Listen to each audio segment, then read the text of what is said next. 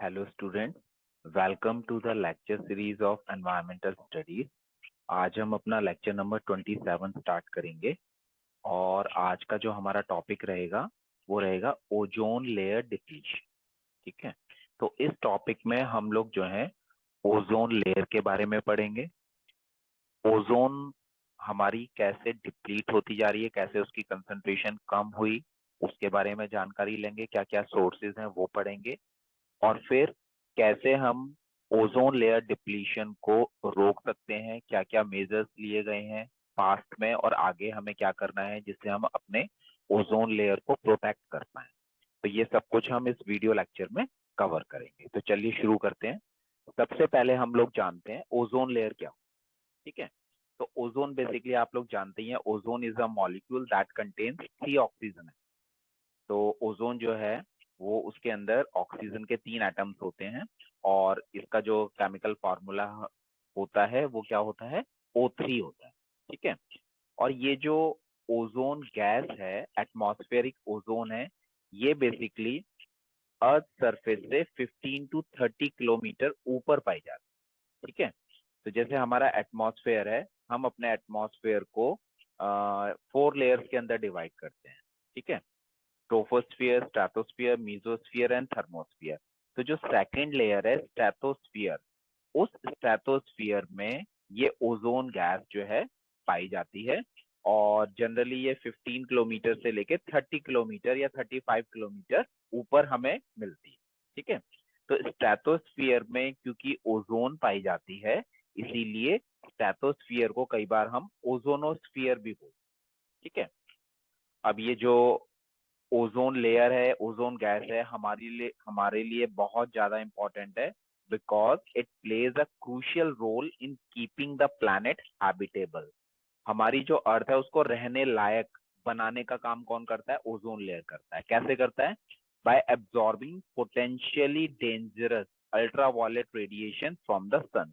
सन से जो harmful ultraviolet radiation आते हैं उनको ये एब्जॉर्ब कर लेता है, उनको अर्थ पे आने नहीं देता, है ना। तो हमारी अर्थ जो है वो अल्ट्रावायलेट रेडिएशन से सेफ रहती है। तो एक तरीके से ये अर्थ के लिए क्या करता है, अम्ब्रेला का काम करता है। तो अम्ब्रेला जैसे हमें रेन से और धूप से बचाता है, वैसे ही ओजोन लेयर जो है हमें अल्ट्रावायलेट रेडिएशन से बचाती है, सेफ। इस फिगर में आप देख पा रहे होंगे, ये जो रेड लाइन आप देख पा रहे हैं, है ना, ये जो रेड लाइन चल रही है ये ओजोन की बेसिकली कंसंट्रेशन बताई गई है। तो देखिए ये 15 किलोमीटर से लेके लगभग 35 किलोमीटर तक क्या है, ओजोन मिल रही है। तो कहीं पे ये 15 किलोमीटर पे मिल जाती है और कहीं पे ये 30 किलोमीटर पे मिल। ठीक है, now ozone is a natural gas. At any given time, ozone molecules are constantly formed and destroyed in the atmosphere. देखिए ओजोन जो है हमारी एक नेचुरल गैस है और एटमॉस्फेयर के अंदर, एनवायरमेंट के अंदर ओजोन जो है वो कॉन्स्टेंटली लगातार बनती रहती है और डिस्ट्रॉय होती रहती है। तो एक बार से हम जो है ओजोन का फॉर्मेशन देख लेते हैं, किस तरीके से ओजोन जो है हमारी फॉर्म होती है। ठीक है, तो जैसे आपको पता ही है हमारे एटमॉस्फेयर में, एयर के अंदर ऑक्सीजन प्रेजेंट है। ठीक है, तो जैसे ही ऑक्सीजन के ऊपर अल्ट्रावायलेट रेडिएशन पड़ते हैं तो ऑक्सीजन के बीच में जो बॉन्डिंग होती है दो एटम्स के बीच में वो ब्रेक हो जाती है। मींस ऑक्सीजन का जो मॉलिक्यूल है वो ब्रेक हो जाता है। और कैसे ब्रेक होता है वो आप इस रिएक्शन में देख लीजिए, ये हमें मिल जाते हैं नेसेंट ऑक्सीजन। ठीक है, तो ऑक्सीजन का जो मॉलिक्यूल है अल्ट्रावायलेट रेडिएशन के कारण वो क्या हो गया, ब्रेक हो गया। अब ब्रेक जो हो रहा है उसको बोलते हैं फोटो डिसोसिएशन। फोटो डिसोसिएशन का मतलब क्या है कि लाइट के द्वारा ऑक्सीजन के जो एटम्स हैं वो स्प्लिट हो जाते हैं, उनके बीच में जो बॉन्ड होते हैं वो ब्रेक हो जाते हैं। ठीक है, each oxygen atom is called a free radical. तो उसको नेसेंट ऑक्सीजन या फिर उसको फ्री रेडिकल हम लोग बोल सकते हैं। ठीक है, इट इज वेरी रिएक्टिव। ये जो फ्री रेडिकल है अब ये बहुत ज्यादा रिएक्टिव होता है। ये क्या करेगा, ये फ्री रेडिकल ऑक्सीजन के मॉलिक्यूल से रिएक्ट करके क्या बना देगा, ओजोन बना देता है।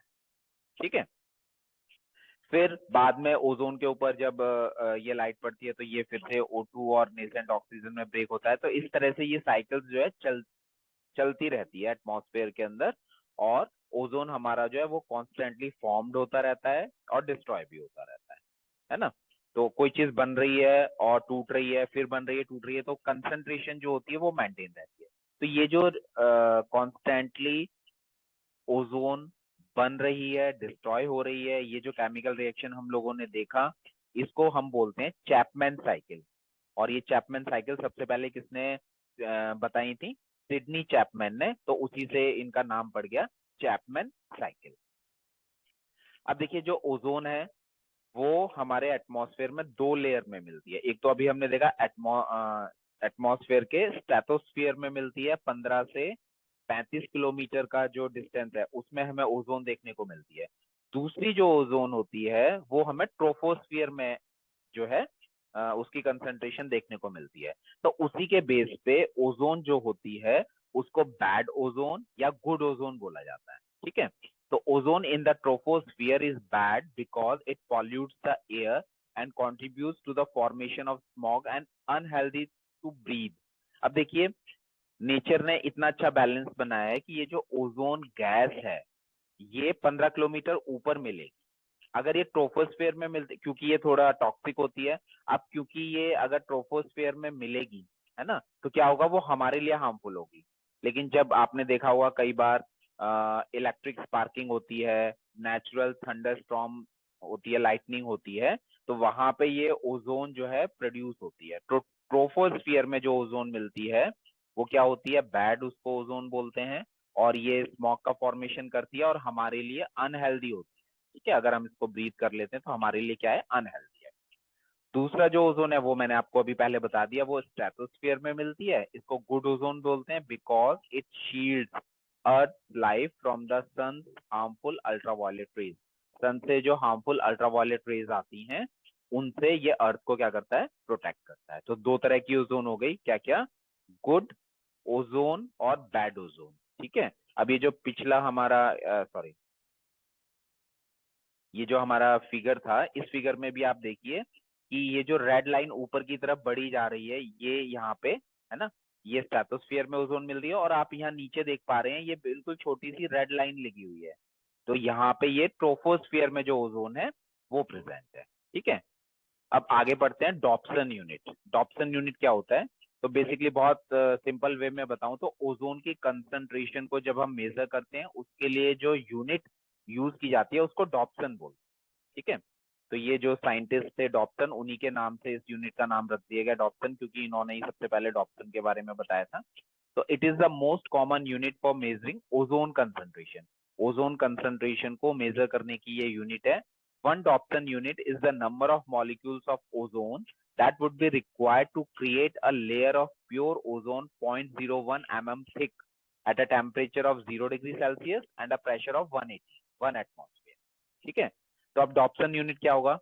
डॉप्सन यूनिट उस यूनिट को बोला गया है जिसके अंदर ओजोन की 0.01 मिलीमीटर थिक अगर लेयर बनानी है या बननी है, क्रिएट होनी है, तो उसको बनाने के लिए कितने ओजोन के मॉलिक्यूल की रिक्वायरमेंट होगी, उसको वन डॉप्सन यूनिट बोला जाता है। और ये कब की बात की गई है? स्टैंडर्ड कंडीशंस पे बात की गई है, जहां पे टेम्परेचर 0 डिग्री सेल्सियस हो और एटमॉस्फेयर का प्रेशर 1 हो। ठीक है, तो ये देखा गया, ऑलमोस्ट ये फाइंड आउट किया गया कि एक डॉप्सन यूनिट के अंदर लगभग 2.69 into 10 raise to the power 16 ozone molecules होते हैं। ठीक है, और जब हम एवरेज थिकनेस की बात करते हैं तो एवरेज थिकनेस जो होती है ओजोन की वो लगभग 3 मिलीमीटर थिक होती है। नॉर्मल कंडीशंस की बात कर रहे हैं, तो नॉर्मल कंडीशन में जो ओजोन है अर्थ सरफेस के ऊपर वो कितना है, वो 300 डॉप्सन यूनिट है। ठीक है, now when was the depletion of the ozone layer discover. अब हमने जैसे आगे जैसे हमने ओजोन के बारे में और चीजें हम पढ़ते चले गए, देखते चले गए, तो हमें पता चला कि हमारी जो ओजोन लेयर है वो धीरे धीरे क्या हो रही है, वो खत्म हो रही है, उसकी कंसंट्रेशन कम हो रही है। तो उससे रिलेटेड कुछ हमारे पास 3 पॉइंट्स हैं, है ना। तो सबसे पहला पॉइंट है इसमें कि ओजोन लेयर को कब डिस्कवर किया गया। तो ओजोन लेयर को 1913 में फ्रेंच फिजिसिस्ट थे Charles Fabry and Henri Buisson, इन दोनों ने इसको डिस्कवर किया था 1913 में। उसके बाद 74 में मारियो मोलिना और फ्रैंक शेरवुड रॉलैंड जो थे, इन्होंने ये बताया है कि ओजोन जो है वो क्लोरोफ्लोरोकार्बन सीएफसी के द्वारा क्या होती है, ब्रेक होती है स्ट्रेटोस्फियर के अंदर। तो सीएफसी और ओजोन के बीच में क्या लिंक है ना, कैसे वो ब्रेक मतलब एक कारण बताया कि सीएफसी से ब्रेक डाउन हो रही है, तो सबसे पहले ये 1974 में बताया। फिर उसके बाद 1985 में जोसेफ फारमैन थे, जियोफिजिस्ट, और इनके साथ दो मेट्रोलॉजिस्ट थे, ब्रियान गार्डिनर एंड जॉन शैंकलिन। इन्होंने सबसे पहले बताया कि एंटार्क्टिक रीजन के ऊपर ओजोन के अंदर होल हो गया है, ओजोन डिप्लीट हो गई है, ओजोन की कंसंट्रेशन कम हो गई। तो ये हमें 1985 में पता चल गया था कि ओजोन की कंसंट्रेशन जो है वो कम हो रही है। तो ये जो जोसेफ फारमैन थे बेसिकली एंटार्क्टिक रीजन पर रिसर्च करने के लिए गए थे, और इनके पास जो बेसिकली इंस्ट्रूमेंट था वो था डॉप्सन स्पेक्ट्रोफोटोमीटर। तो उसके थ्रू इन्होंने उस एरिया में ओजोन की कंसंट्रेशन को मेजर किया और उस कंसंट्रेशन के बेस पे बताया कि उस पर्टिकुलर रीजन में क्या है, ओजोन की कंसंट्रेशन काफी कम हो गई है, और उसी को फिर नाम दिया गया ओजोन होल। ठीक। Now sources of ozone depletion. तो इसमें जो पहला सोर्स है वो है हमारा क्लोरोफ्लोरोकार्बन। ठीक है, सबसे ज्यादा जो ओजोन को नुकसान पहुंचाता है वो है हमारा क्लोरोफ्लोरोकार्बन। तो CFCs are composed of chlorine, fluorine and carbon. ये जो क्लोरोफ्लोरोकार्बन होते हैं ये क्लोरीन, फ्लोरीन और कार्बन से मिलके बनते हैं, और इसमें जो सबसे ज्यादा नुकसान पहुंचाता है ओजोन को वो होता है हमारा क्लोरीन। ठीक है, ये जो CFC है ये कहाँ कहाँ यूज होते हैं, रेफ्रिजरेंट में, एरोसोल प्रोपेलेंट्स में, प्लास्टिक मैन्युफैक्चरिंग में, फायर एक्सटिंग्विशिंग एजेंट्स की तरह इनको यूज किया जाता है। इसके अलावा जो इलेक्ट्रॉनिक और मेटेलिक कंपोनेंट्स होते हैं उनको क्लीन करने के लिए जो सॉल्वेंट बनाए जाते हैं उसमें ये यूज होता है। इसके अलावा freezing freezing foods and so on. दूसरा जो सोर्स है वो है नाइट्रोजन ऑक्साइड। ये नाइट्रोजन ऑक्साइड जो होते हैं बेसिकली ये फॉसिल फ्यूल के कंबशन से, इंडस्ट्री, बहुत सारी इंडस्ट्रीज से, और एग्रीकल्चर में हम जो फर्टिलाइजर्स यूज करते हैं वहां से ये प्रोड्यूस होते हैं, और स्ट्रेटोस्फेयर में जाके ये क्या करते हैं, ओजोन को नुकसान पहुंचाते हैं। ऐसे ही जो ऑक्साइड्स ऑफ नाइट्रोजन में नाइट्रस ऑक्साइड होता है, वो बेसिकली जो हमारी नाइट्रोजन साइकिल होती है नेचर के अंदर जो चलती है उसमें एनएरोबिक डीनाइट्रिफिकेशन होता है नाइट्रेट्स का, या फिर एरोबिक नाइट्रिफिकेशन होता है अमोनिया का, तो वहां से N2O बनता है। ये N2O भी स्ट्रेटोस्फियर में जाके क्या करता है, ओजोन को डिस्ट्रॉय करता है। अदर सब्सटेंस की अगर हम बात करें तो इसमें हेलोन्स होते हैं, इसके अलावा हाइड्रोब्रोमो फ्लोरोकार्बन होते हैं, HBFC। ठीक है, तो इनके अंदर बेसिकली क्या होता है, ब्रोमीन होता है। ठीक है, ब्रोम, और इनको कहाँ यूज किया जाता है, इनको फायर एक्सटिंग्विशर्स में यूज किया जाता है। ऐसे ही मिथाइल ब्रोमाइड होता है, तो मिथाइल ब्रोमाइड कहाँ यूज करते हैं, इसको पेस्टिसाइड की तरह इस्तेमाल करते हैं। अब क्योंकि इनके अंदर ब्रोमीन होता है तो ब्रोमीन भी क्या करता है, ओजोन को नुकसान पहुंचाता है। ठीक है। Now chemistry of ozone layer depletion. Chlorofluorocarbon या क्लोरीन से हमारा ओजोन कैसे डिप्लीट होता है, तो ये अभी हमने देखा कि जो हमारा CFC मॉलिक्यूल है वो क्लोरीन, फ्लोरीन और कार्बन एटम्स का बना हुआ होता है। ठीक है, और ये जो CFC होते हैं बहुत ज्यादा स्टेबल होते हैं, इतने ज्यादा स्टेबल होते हैं कि ये इजीली स्ट्रेटोस्फियर तक पहुंच जाते हैं। ठीक है, this extreme stability allows CFCs to slowly make their way into the stratosphere. Stratosphere में आसानी से पहुंच गए। अच्छा, जो और मॉलिक्यूल्स होते हैं जनरली वो ट्रोपोस्फियर से जब स्ट्रेटोस्फियर में ऊपर की तरफ जाते हैं वो डिकम्पोज हो जाते हैं, लेकिन क्योंकि ये बहुत ज्यादा स्टेबल है CFC तो ये इजीली पहुंच जाता है। This prolonged life in the atmosphere allows them to reach great altitudes where photons are more energetic।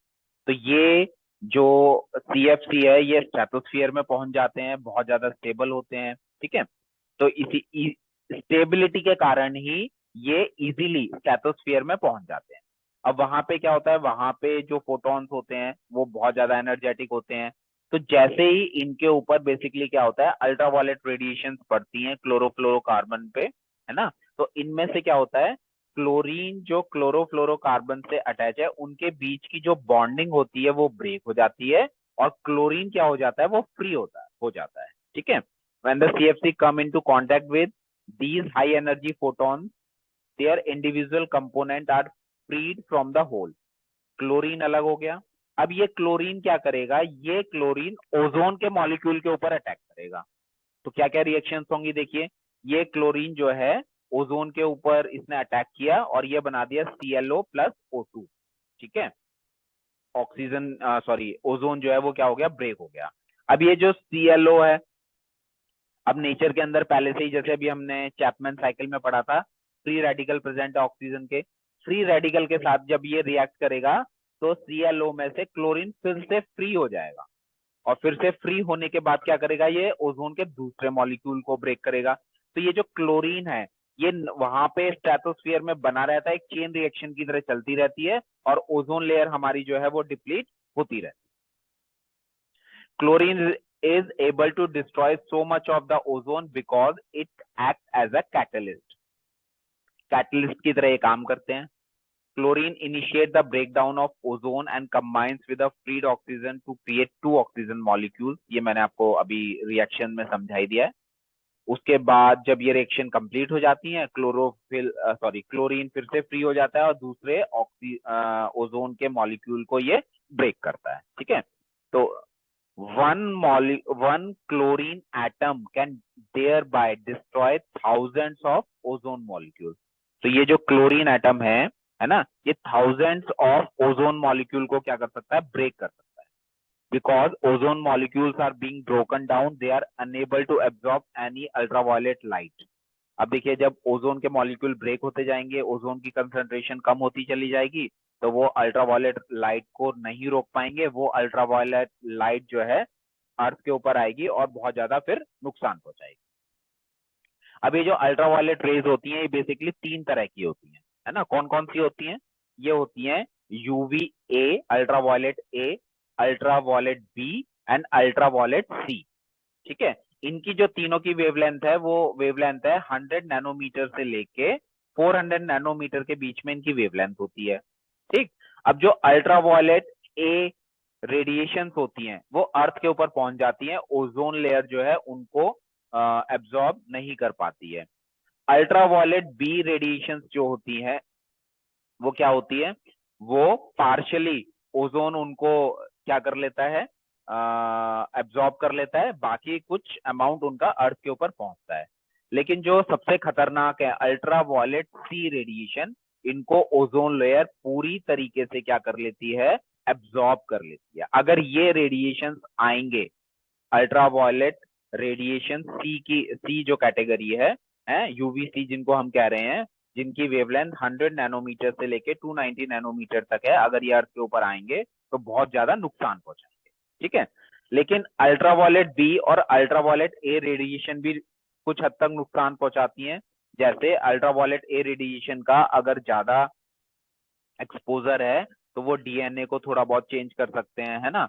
जो यूवी रेज बी है, अल्ट्रावायलेट बी है, वो बेसिकली हमारे स्किन सरफेस तक पहुंच के स्किन के अंदर बर्निंग, स्किन टैनिंग, है ना, और साइंस ऑफ एजिंग, इस तरह के सिम्टम्स आ सकते हैं। तो आपने देखा होगा कि बहुत से लोग क्या करते हैं, सनस्क्रीन लगाते हैं। तो सनस्क्रीन जो होती है वो इसीलिए लगाई जाती है ताकि यूवी बी और यूवी ए के जो कुछ हार्मफुल इफेक्ट हैं उनसे बचा जा सके।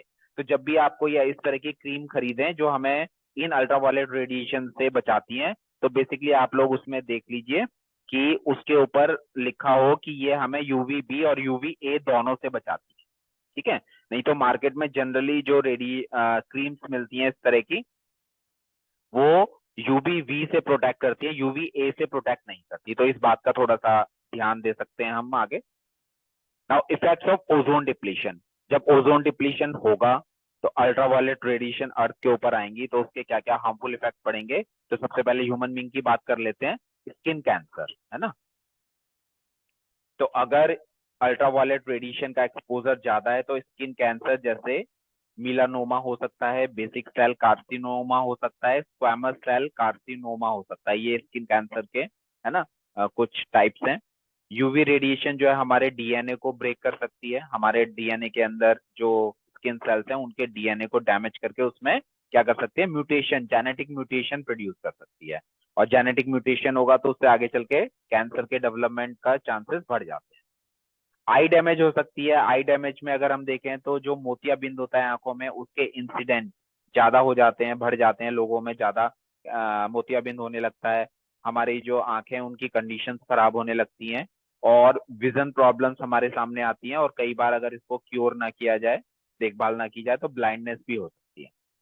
दूसरा, ये जो अल्ट्रावायलेट रेडिएशन अर्थ के ऊपर आती हैं, हमारे ऊपर पड़ती है, तो ये हमारे इम्यून सिस्टम को क्या करती हैं, उसको भी वीक बनाती हैं।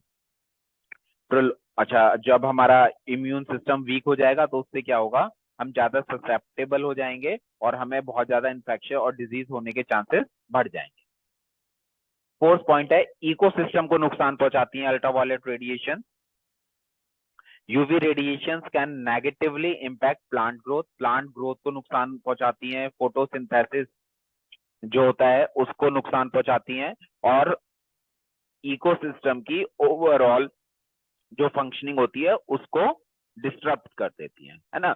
ऐसे ही किसी वाटर बॉडी के ऊपर अगर अल्ट्रावायलेट रेडिएशन पड़ेंगी तो उसमें वाटर में पाए जाने वाले जो फाइटोप्लैंक्टॉन्स होते हैं, है ना, उनको वो किल कर देती हैं, जिससे मैराइन फूड चेन जो होती है वो पूरी की तरह से डिस्टर्ब हो जाती है। ठीक। नेक्स्ट है डैमेज टू बायोडाइवर्सिटी। बहुत सारे ऐसे लोअर एनिमल्स हैं हमारे जो सी के किनारे रह रहे हैं, सी के अंदर रह रहे हैं, लोअर एनिमल्स की बात कर रहे हैं, तो उनकी बॉडी बहुत ज्यादा अल्ट्रावायलेट रेडिएशन के एक्सपोजर से क्या हो जाती है, बहुत जल्दी खराब हो जाती है, मतलब उन एनिमल्स की डेथ होने लगती है।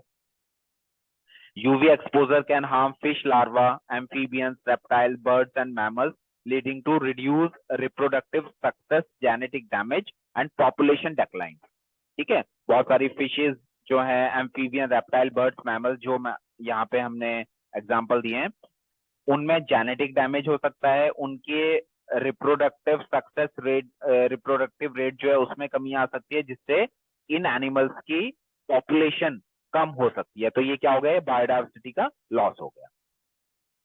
क्लाइमेट इम्पैक्ट, क्लाइमेट के ऊपर इम्पैक्ट पड़ता है। सम ओजोन डिप्लीटिंग सब्सटेंसेस, जिनको शॉर्ट में ओडीएस बोलते हैं, तो कुछ ओजोन डिप्लीटिंग सब्सटेंस होते हैं जैसे सीएफसी, है ना, ये क्या है, ये कुछ ग्रीन हाउस गैसेस की तरह भी एक्ट करते हैं। While they contribute relatively less to global warming compared to other greenhouse gases, their role cannot be ignored. हालांकि ग्लोबल वार्मिंग में इनका जो रोल है वो बहुत कम है, लेकिन इनके रोल को हम इग्नोर नहीं कर सकते। ठीक है, तो अगर हम इन सब्सटेंस को, ओजोन डिप्लीटिंग सब्सटेंस को धीरे धीरे फेज आउट करेंगे तो कुछ ना कुछ हमें क्लाइमेट चेंज को ठीक करने में भी हेल्प मिलेगी। Now effects on materials. तो अल्ट्रावायलेट रेडिएशन के कारण synthetic polymers, naturally occurring biopolymers, ठीक है, और जो ऐसा मटेरियल जो जिसका हम कमर्शियल यूज कर रहे हैं, वो अल्ट्रावायलेट रेडिएशन के कारण क्या हो सकते हैं, अफेक्ट हो सकते हैं। ठीक है, now steps to control ozone depletion. कौन कौन से ऐसे स्टेप्स हैं जिनके थ्रू हम ओजोन डिप्लीशन को रोक सकते हैं, तो इसको ध्यान से पढ़ते हैं। पहला है हमारा first, every individual can help reduce ozone layer depletion by taking public transportation, buying recycled product, conserving electricity, etc. तो हमें अपने हैबिट में कुछ चेंजेस करने हैं, जैसे हम पब्लिक ट्रांसपोर्ट का ज्यादा से ज्यादा इस्तेमाल करें, रिसाइकल्ड प्रोडक्ट को खरीदें, हम इलेक्ट्रिसिटी को कंजर्व करें। ठीक है, उसके अलावा जो जितने भी हमारे रेफ्रिजरेटर या एयर कंडीशनर्स हैं उसमें सीएफसी को यूज ना किया जाए, और ऐसे एरोसोल्स को प्रेफरेंस दी जाए जिनके अंदर सीएफसी और एचसीएफसी नहीं है, क्योंकि ये क्या करेंगे, आगे चल के नुकसान पहुंचाएंगे। When repairing air conditioners or refrigerator, care should be taken by transferring the refrigerant to a recycling machine rather than exposing it to atmosphere. जब हम एयर कंडीशनर या रेफ्रिजरेटर को रिपेयर कर रहे हैं तो हम ये देखना चाहिए कि गैस वहां से लीक ना हो। अगर गैस लीक होगी तो एटमॉस्फेयर में आएगी, वो ओजोन को डिप्लीट करेगी। इसके बाद पब्लिक अवेयरनेस लोगों के अंदर होनी चाहिए, spreading public awareness about the cause, impact and controlling measures of ozone layer depletion. ठीक है, since this is not a problem limited to a single country. अब ये जो प्रॉब्लम है ओजोन डिप्लीशन की, किसी एक कंट्री में तो हो नहीं रही है, पूरे वर्ल्ड में हो रही है, तो हमें कुछ ऐसे इंटरनेशनल एग्रीमेंट साइन करने चाहिए जिससे सभी कंट्री मिलके ओजोन डिप्लीशन को रोक पाए। और पास्ट में ऐसे कुछ एग्रीमेंट, इंपॉर्टेंट एग्रीमेंट हुए हैं जिसकी वजह से हम काफी हद तक ओजोन डिप्लीशन को अब जाके रोक पाए हैं। तो वो कौन कौन से हैं उनको एक बार देख लेते हैं। International effort to tackle ozone depletion, इसमें फर्स्ट है वियना कन्वेंशन। तो Vienna convention for the protection of the ozone layer signed in 1985। 1985 में वियना में कन्वेंशन हुआ था, है ना, इंटरनेशनल एग्रीमेंट हुआ था इन विच जो भी यूनाइटेड नेशन के मेंबर थे उन्होंने इसके ऊपर साइन किए थे। और इन्होंने क्या रिकॉग्नाइज किया, recognise the critical importance of preventing stratospheric ozone layer damage. और इसमें ये तय किया कि ओजोन लेयर को क्या करना है, बचाना है। ठीक है। और मार्च 18 1991 में इंडिया ने भी इस वियना कन्वेंशन के ऊपर साइन किए थे, है ना। तो इंडिया का भी रोल रहा इंटरनेशनल जो एफर्ट हुए हैं उसमें सहयोग देने का। सेकंड था मॉन्ट्रियल प्रोटोकॉल। मॉन्ट्रियल शहर में ये कन्वेंशन हुआ था, है ना। The Montreal protocol on substance that deplete the ozone layer was negotiated in 1987। 1987 में ये मॉन्ट्रियल प्रोटोकॉल हुआ था and subsequent amendment were negotiated to control the consumption and production of anthropogenic ozone depleting substances. इसमें यह तय किया गया है कि जितने भी ओजोन डिप्लीटिंग सब्सटेंसेस हैं और कुछ हाइड्रोफ्लोरोकार्बन्स हैं उनका प्रोडक्शन, उनका कंजप्शन रिड्यूस किया जाए ताकि हमारी ओजोन लेयर को बचाया जा सके। और जून 1992 को इंडिया भी मॉन्ट्रियल प्रोटोकॉल का एक पार्टी बन गया, मतलब इंडिया ने क्या किया, उसके ऊपर साइन किए। ठीक है। उसके बाद किगाली अमेंडमेंट। किगाली अमेंडमेंट अभी रिसेंटली हुआ है 2016 में। ये बेसिकली जो मॉन्ट्रियल प्रोटोकॉल हुआ था, है ना, उसी में कुछ अमेंडमेंट किए गए थे। क्या, phase down the production and consumption of some hydrofluorocarbons, avoiding much of the projected global increase and associated climate change. Kigali जो है वो रवांडा में है ना, अफ्रीका में एक कंट्री है, एक सिटी रवांडा सिटी है, वहां की कैपिटल है किगाली। तो वहां पे 15 अक्टूबर 2016 को ये कन्वेंशन हुआ था और इसमें बेसिकली यही कहा गया जो हाइड्रोफ्लोरोकार्बन हैं जो ओजोन को डिप्लीट करने का काम कर रहे हैं उनको धीरे धीरे फेज आउट किया जाए। उसके बाद यूरोपियन यूनियन रेगुलेशन, है ना। देखिए जो भी यूरोपियन यूनियन है, यूरोपियन कंट्रीज है, उनका अपना एक यूनियन बना हुआ है जिसको ईयू बोलते हैं। तो इन्होंने कुछ ऐसे कानून बनाए हैं कि यूरोपियन कंट्रीज के अंदर बेसिकली ओजोन डिप्लीटिंग सब्सटेंस है उनको कम किया जाए, उनका कंजप्शन, उनका प्रोडक्शन कम से कम किया जाए। तो EU legislation on ozone depleting substance is among the strictest and most advance in the world. सबसे ज्यादा कह सकते हैं स्ट्रिक्ट ओजोन डिप्लीटिंग सब्सटेंसेस को रोकने के लिए, उनके प्रोडक्शन, उनके कंजप्शन को कम करने के लिए स्ट्रिक्ट लॉ बनाए गए हैं। The EU has not only implemented the Montreal Protocol through a series of regulation, but has frequently phased out dangerous substance faster than required. जिस स्पीड से कम किया जाना चाहिए, जितनी रिक्वायरमेंट है, उससे भी कहीं अधिक तेजी से इन्होंने क्या किया, अपने यहाँ पे अपने कंट्रीज के अंदर मॉन्ट्रियल प्रोटोकॉल के अंदर जो भी रूल एंड रेगुलेशन बनाए गए थे उनको फॉलो किया, बहुत जल्दी लागू किया अपने। उसके बाद 1994 में यूनाइटेड नेशंस की जो जनरल असेंबली थी उन्होंने 16 सितंबर को international day for the preservation of the ozone layer, है ना, ये घोषित किया, प्रोक्लेम्ड किया। और 16 सितंबर को हम ओजोन डे की तरह सेलिब्रेट करते हैं। इसका मेन ऑब्जेक्टिव यही होता है कि हम क्या करें, हम अपने ओजोन लेयर को प्रोटेक्ट करने का काम करें, लोग अवेयर हो सकें और ओजोन लेयर को प्रोटेक्ट करें, है ना। तो अभी आगे जो है 16 सितंबर जो है आने वाला है उसको हम ओजोन डे की तरह प्रोटेक्ट करते हैं।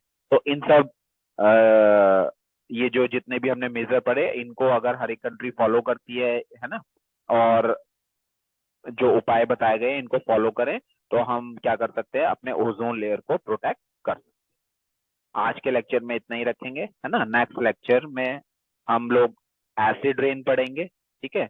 और तब तक आप लोग चैनल को सब्सक्राइब करें और अपने दोस्तों के साथ शेयर करें, because sharing is caring. Thank you.